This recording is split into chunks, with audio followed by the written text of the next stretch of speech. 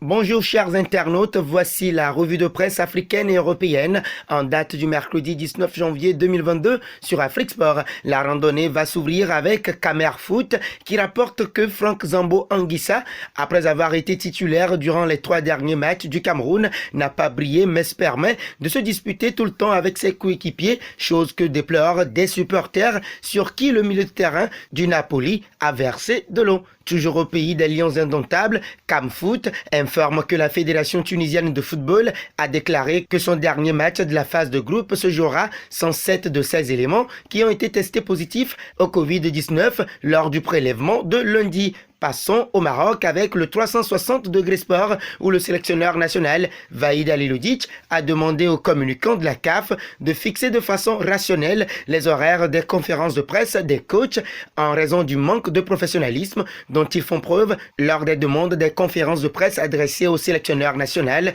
sans prendre en compte le programme des entraînements des Lions. Avec Afrique Sport, faisant un détour au Ghana, les Black Stars ont été battus sur le score de 3-2, synonyme d'élimination dès le premier tour, rappelle le média en ligne sénégalais qui précise par la même occasion que c'est la première fois de l'histoire que l'aventure de la sélection ghanéenne s'arrête au premier tour en Coupe d'Afrique des Nations. Si l'élimination du Ghana fait mal au pays, en Algérie, on n'en est pas loin. DZ Foot rapporte que dans un récent communiqué de presse, la Fédération algérienne de football a déploré et condamné les rumeurs entourant le recours de la délégation nationale présente au Cameroun à un raki afin d'apporter ses services spirituels aux joueurs de la sélection nationale. La page Mercato s'ouvre avec l'équipe qui annonce qu'après Cédric Bakambu, l'OM a engagé hier sa deuxième recrue du Mercato d'hiver avec le latéral gauche bosnien de 28 ans libéré par Arsenal, Kolasinac.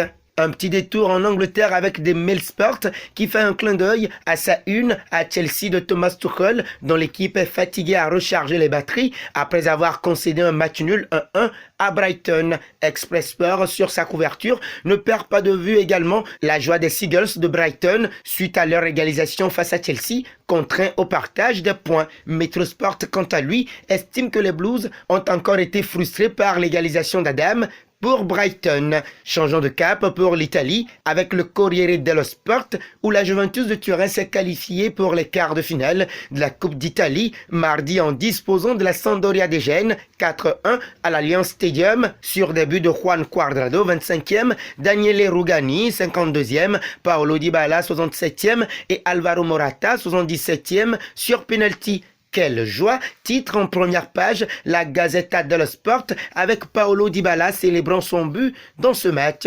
Il y a de la joie pour tout le monde, plaque à sa une Tuttosport pour annoncer cette belle victoire des Bianconeri. La presse sportive espagnole, notamment Marca, s'est rendue au pied de Francisco Gento Guarnizo Catabri, 21 octobre 1933, légende du Real Madrid et seul footballeur de l'histoire avec 6 Coupes d'Europe à son actif, décédé à l'âge de 88 ans. Le roi d'Europe fait lire As pour rendre hommage à Gento, qui était actuellement président d'honneur du Real Madrid, poste qu'il avait hérité de son grand ami et collègue Alfredo Di Stefano, qu'il avait occupé avant lui. Deux légendes, ajoute le journal, qui ont fait de l'équipe madrilène une machine à gagner en Espagne et en Europe, remportant 5 Coupes d'Europe consécutives, un jalon que personne n'a pu égaler. Si Mundo Deportivo se rappelle aussi de la légende madrilène, le quotidien ibérique révèle que des joueurs de différentes caches ont appelé le Barça aussi bien pour ce marché d'hiver que pour l'été. Dybala, Cavani, Morata, Werner,